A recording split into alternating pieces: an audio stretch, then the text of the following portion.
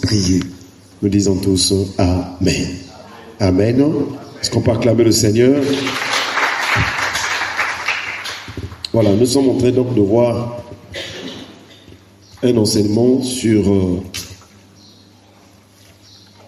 les songes. Et nous sommes partis, donc le thème de l'enseignement c'est l'Éternel brise les cèdres. Nous en sommes arrivés parce que nous sommes en train de voir comment Dieu rétablit, comment Dieu guérit une personne. Et donc, partant de Job, Dieu promet la guérison.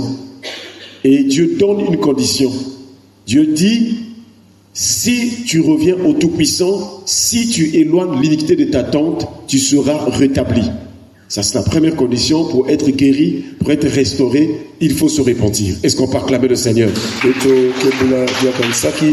La deuxième condition pour être guéri, c'est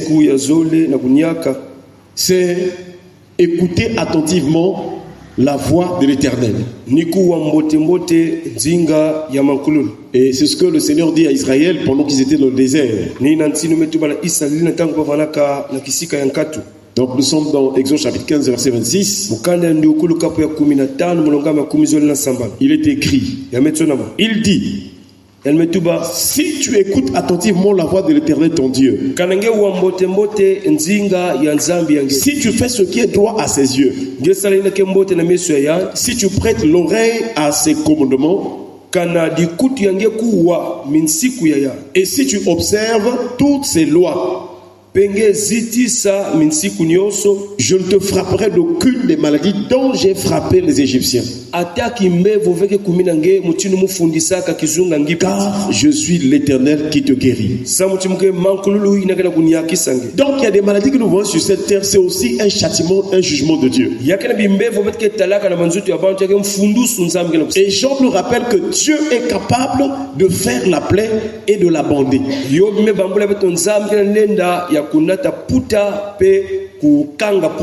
Dieu est capable de blesser, mais sa main peut aussi guérir. Est-ce qu'on peut acclamer le Seigneur? Et c'est là où, par la grâce de Dieu, nous sommes en train de voir comment est-ce que la voix de l'Éternel agit. Parce que la condition c'est d'écouter la voix de l'Éternel d'une manière attentive, afin que Dieu guérisse. C'est là où dans le psaume 29 nous sommes en train de voir qu'est-ce que la voix de l'Éternel fait. La Bible déclare que la voix de l'Éternel est puissante, elle est majestueuse. Donc Dieu manifeste sa puissance aussi par sa voix. Si nous écoutons attentivement la voix de l'Éternel, la puissance de Dieu se manifestera dans notre vie. Frères et sœurs, et le verset 5 à 6 du psaume 29, la Bible déclare que la voix de l'Éternel brise les cèdres. L'Éternel brise les cèdres du Liban. Il les fait bondir comme des veaux. Et le Liban et le Syrian comme des jeunes buffles. C'est ce que nous sommes en train de voir donc. L'enseignement que Dieu nous donne, c'est que l'Éternel brise les cèdres. Et hier nous avons repris pour aller tout doucement pour comprendre l'enseignement. Qu'est-ce que le cèdre? C'est un grand arbre. Mais comment comprendre un grand arbre selon Dieu ou dans la Bible? Parce que Dieu est mystérieux. Dieu, quand il parle, il y a beaucoup de choses dans le langage de Dieu. C'est là où l'Esprit de Dieu nous a conduit à lire Daniel chapitre 4. Est-ce qu'on peut acclamer le Seigneur? Et dans Daniel chapitre 4, le verset 10, nous voyons, il est écrit ceci. Voici les visions de mon esprit.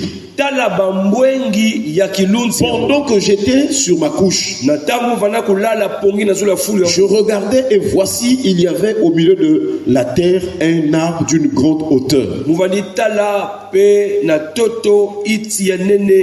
Et donc nous voyons, quelqu'un a eu des visions. Et dans ces visions-là, il a vu particulièrement ou principalement un arbre qui était au milieu de toute la terre, mais cet arbre était de grande hauteur.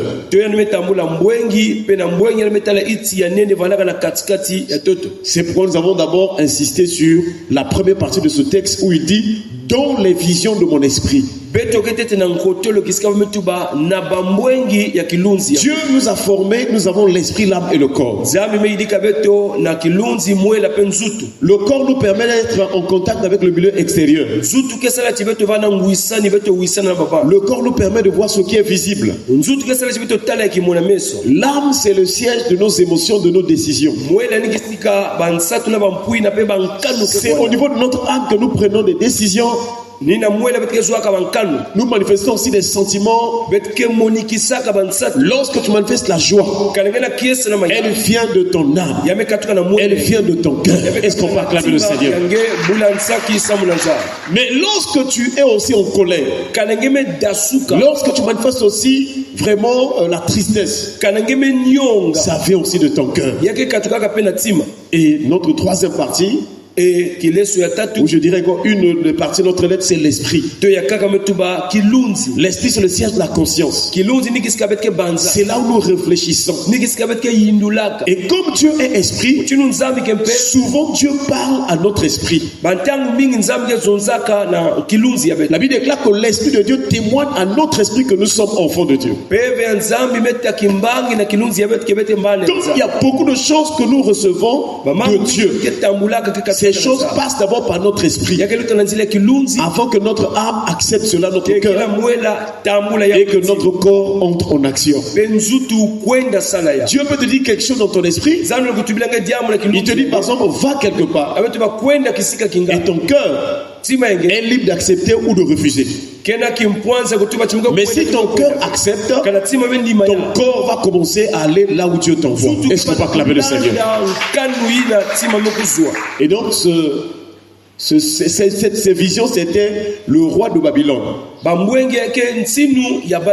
Il s'appelle Nebuchadnezzar. C'est lui, le roi de Babylone, qui avait reçu ces visions. C'est lui qui a vu un grand arbre au milieu vraiment de la terre. Et il est en train d'expliquer son songe, ces visions. Comme c'était des visions répétées, il y avait beaucoup de tables. Nous aussi, ça nous arrive, tu fais une vision ou bien un songe, tu dors encore, ça continue. Donc lui aussi, c'est des visions comme ça qu'il a eu, qu'il est en train d'expliquer. Et donc, nous avons compris par la grâce de Dieu que selon Job 33, verset 14 à 18, que Dieu parle tantôt d'une manière, tantôt d'une autre. Il parle par des visions, il parle par des songes. Lorsque les hommes sont livrés à un profond sommeil. Donc le moment où nous dormons, c'est aussi un temps où nous sommes à l'écoute de Dieu. Ne joue pas avec ton sommeil. Prends du temps de dormir, car Dieu pourra te parler. Est-ce qu'on peut acclamer le Seigneur? Et notre question, c'est de savoir pourquoi Dieu parle-t-il par des visions et par des songes? Pourquoi les visions et les songes? Beaucoup de gens négligent les visions et les songes.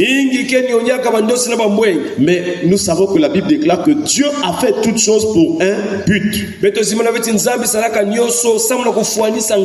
Et donc, avant de continuer vraiment le développement de ce thème, nous sommes en train d'insister sur les visions et les songes.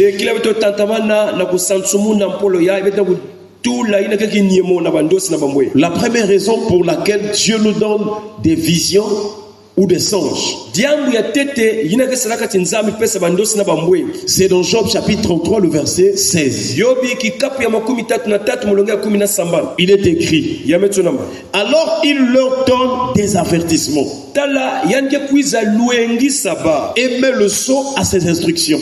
pe kenata ndongo solo. Donc Dieu nous donne des visions et des songes Zamike pesaka bandosi na pour bamwe nous avertir. samuna kuluengi C'est saba le cas de ce roi-là. yake mfumu yayi Les visions qu'il recevait, bambwengi c'était un avertissement de Dieu. yabana kanduengo soyanza Ne néglige pas les visions et les songes, nyoni ave kutala mpamba ve bandosi car par eux, Dieu nous avertit. kuna nanzile yao nzamike luengi. L'avertissement ici, c'est comme un danger qui veut arriver, mais Dieu t'en parle et dit fais attention à tel événement ou à telle chose, ou le diable veut t'attaquer à tel endroit, à tel niveau ou à tel moment. Dieu t'avertit. Luengo sokwa kuzola kutuba diambre imbizola kusalama kasi nzambe kuzala kisangea. Parce que Dieu connaît les choses avant qu'elles ne viennent à Nzambe l'existence. saba madiambo te kila ya vango. Nous les hommes, nous ne voyons que ce qui se manifeste Kasi présentement. peto bantu betika taraka ikimona Mais meso. pendant que nous y sommes, Tango beto ce qui va arriver demain, Dieu connaît. Est-ce qu'on peut acclamer le Seigneur? Lansaki samuna nzambi. Voilà pourquoi il faut s'attacher à Dieu, Yambe mungange kangama nanza. pour que Dieu t'avertisse. Samti nzambi luengi sange. La deuxième raison, c'est ce que nous allons voir ce matin, A mvutu ya nzole nina bitiketa na suka ya. c'est au verset 17. Nina mulonga ya 10 na sambwa. Toujours Job chapitre 33. Yobi kikapu ya 33. Pourquoi Dieu donne les visions et les songes? Samuna ikinzambe pesaka bandosi na bambwenge. Il est écrit, Yametonama. afin de détourner l'homme du mal et de le préserver de l'orgueil. Samutiani katula moto na nzila imbi peani salati yani vana vena lunango. Donc, lorsque nous recevons des visions, des songes, Dieu vient pour nous détourner du mal et aussi nous préserver de l'orgueil. Na tango ketambulaka bandosi na bambwengi nzambe kuza katula beto na nzila imbi peke salati beto vana vena La lunango. Bible déclare que l'arrogance précède la chute, Kana moto mesala lunango nsukunu kekubwa ainsi que l'orgueil. pe ina kelu mpampani. Donc sur cette terre, lorsqu'on commence à être dans l'abondance, Na toto yeka na moto mebana kusakumunwa. alors ce qui s'ensuit, c'est l'orgueil qui va se manifester dans son cœur. Manima mingi ke kumaka na lunango to lumpampani. Lorsqu'on est élevé, lorsque les choses marchent, Kana madiamu kana kusimba moto mezangulwa. pour la plupart des cas, les gens s'enorgueillissent. Bambala mingi bantu kumaka na lunango to. Or, l'orgueil, c'est un piège. Ah, lunangu ke mutamu. L'orgueil, c'est une sémence du diable. Lunangu ke mbuma ya satan. L'orgueil, c'est un piège qui cache une chute. Lunangu ke mutamu kenata muntu mfundus. Et nous voyons, Dieu dit qu'il résiste aux orgueilleux. Betmetela tinzambi sola ve bantu lunangu. Mais il fait grâce aux hommes. Est-ce qu'on peut acclamer le Seigneur? Na bantu inakena nemba mizaba Quelle que soit la richesse que tu as, Mimvua mwenye singevana na quel que soit ce que tu vas gagner, Tonyo singetangula na sois humble. Betoka. Frères et sœurs, Kazikibusi. Dieu nous donne des visions, des songes afin de nous détourner du mal et de nous préserver de l'orgueil. Zambi ke pesaka bandosi na bambwengi samuna kukatula betu na nzila imbi pe kukatula betu na lunango. Nous allons voir aussi donc un autre roi, une autre personne qui a eu des visions ou des songes. Betketala pe muntu yakaka tambulaka bandosi na bambwengi. Et nous allons comprendre aussi que Dieu, c'est un langage de Dieu. Betke bakula kwa kuti yake nzolo ya nza. Et cet homme-là, c'est un roi d'Égypte. Bale bokila ni mfumu ya ngipiti. En Égypte, les rois, on les appelle aussi les pharaons. Ah, baba ni bokila ba upe ba pharaon. Un jour, il va avoir des songes. Kilimo mwesenge tambula mbwengi tondosi. Mais en ce temps-là, il y avait un homme en Égypte Kune vanaka na muntu na ngipiti. qui s'appelle Joseph. Bale bokila Yosefi. Il était vendu comme esclave. Bate kisaka ni mutinu Frères et sœurs, Kazikibusi. quelle que soit la personne qui est devant toi, Yabana muntu ni muntu kema il ne twali. faut pas négliger les gens Kunyonyaka bantu. dans la vie. Kusafulaka bantu. Même si c'est une personne qui apparemment ne vaut rien devant toi. Atange muntu na kimona meso. J'allais dire une personne qui n'a pas d'argent. Muntu me kondo ambo. Ne néglige personne. Kusafula bantu ve. Voilà ce jour-là, Kilumbu ina. le roi a eu ce songe. Sinu metambula ndosi. Mais qui va venir interpréter? Kasi nani ke kuza bantu. Qui va venir expliquer cela? C'est un esclave hébreu. Est-ce qu'on peut acclamer le Seigneur? Muntu likana Israeli. Nous voyons donc dans Genèse chapitre 41. Beketala mukande ya Genèse chapitre 41. kale tete ya Mose kikapu ya makumi iya na Mosi. Le verset 26. Mulonga makumi zole na sambana. Il est écrit: Ya metonama. les sept vaches belles sont 7 années. A bibulu sambwadi ya mbote keba mvula nsambwa. Et les 7 épis beaux sont 7 années. pe ya kitoko pe nolakisa bamvula sambwa. C'est un seul songe. Yake kaka ndosi. Dans les songes que nous avons, les songes, parfois tu vois deux choses différentes, mais parfois c'est un seul songe. Yake na matango metambula ndosi, madiambo zole kasi yake kaka ndosi mosi. Il y a des songes que tu reçois d'une manière répétée, mais parfois c'est une même pensée que Dieu est en train de te donner. Yake na bandosi me vutukila ngambala zole to tatu kasi yake kaka ndosi mosi. Le verset 27. Na mulonga makumi zole na sambwati. Toujours de Genèse chapitre 41. Yakikapu ya makumi iyana mosi. Les sept vaches décharnées et laides. Bibulu sambwadi yina vanaka kitoko ve. Qui montaient derrière les premières. Yina vaninaka na manima ya tete. Sont 7 années. Yakeba mvula sambwadi. Et les 7 épis vides brûlés par le vent d'Orient. Seront aussi 7 années de famine. Donc le roi il reçoit des songes comme ça là. Il voit 7 vaches belles. Après il voit 7 autres vaches laides qui venaient monter ou engloutir les premières vaches.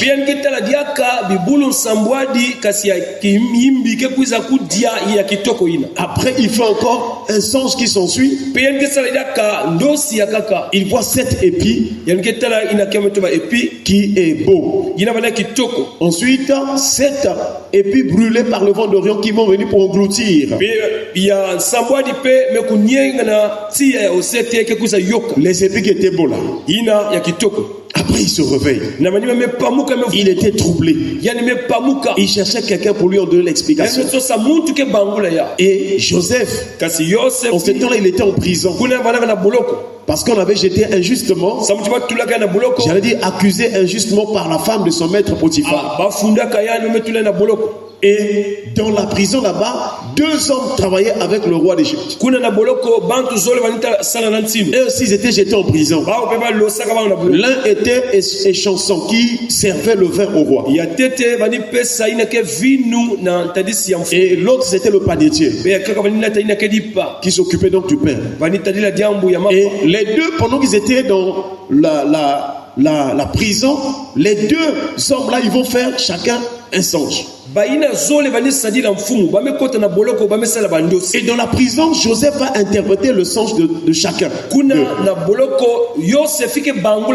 jours après, les choses vont s'accomplir telles que Joseph avait expliqué. Est-ce qu'on peut acclamer le Seigneur? Frères et sœurs, dans notre vie, nous devons savoir que quand Dieu donne une parole, quand Dieu parle, les choses vont s'accomplir. Si quand tu fais des rêves, si quand tu reçois des prophéties, il n'y a rien qui se fait, c'est qu'il y a un problème de péché. Ta vie n'est pas droite devant le Seigneur. Et quand les 3 jours furent écoulés, les 2 hommes sortirent. L'un était rétabli, les chansons, et l'autre était tué, comme Joseph avait interprété. Et donc les chansons qui étaient restées en vie, comme il était rétabli pour travailler auprès du roi,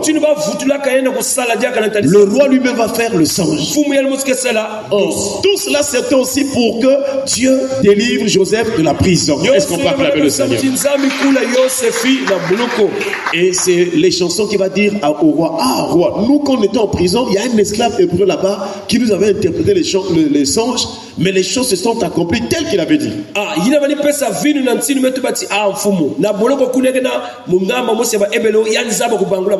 Frères et sœurs, Joseph à cause du songe va être délivré de la prison. Et c'est là où le roi va demander qu'on fasse appel, qu'on fasse venir Joseph. Et c'est là ce que nous sommes en train de lire. Joseph est en train d'expliquer le songe du roi. Il faut prier que Dieu te donne l'esprit d'interprétation des songes, des visions. Parce qu'il ne faut pas que les songes et les visions passent comme ça là. Et le verset 29 à 30 pour terminer. Joseph est en train d'expliquer. Voici, Il y aura 7 années de grande abondance dans tout le pays d'Égypte. Et aussi dit, 7 années de famine viendront après elle. Et l'on oubliera toute cette abondance au pays d'Égypte. Et la famine consumera le pays. C'est là où le roi va décider à ce que, puisque c'est Joseph qui avait reçu cette sagesse-là, on va prendre Joseph pour le mettre à la tête, vraiment en tête en Égypte, et pour qu'il sache gérer l'Égypte en termes de conservation du blé pendant les années d'abondance.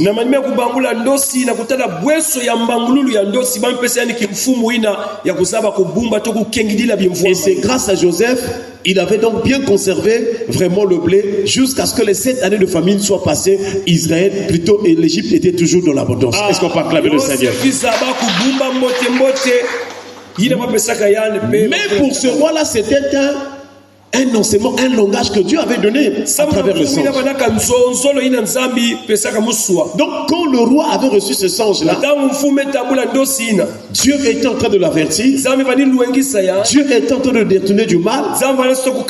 Dieu était en train de le préserver de l'orgueil. Et ce roi-là a reconnu la puissance de Dieu par le serviteur de Dieu, Joseph. Donc ne néglige pas les songes ou les visions. Parce que c'est un langage de Dieu. Que le Seigneur nous aide. Qu'il nous donne l'intelligence pour retenir les visions et les songes. Qu'il nous donne aussi l'interprétation. Comme il a utilisé Joseph. Comme il a utilisé Daniel.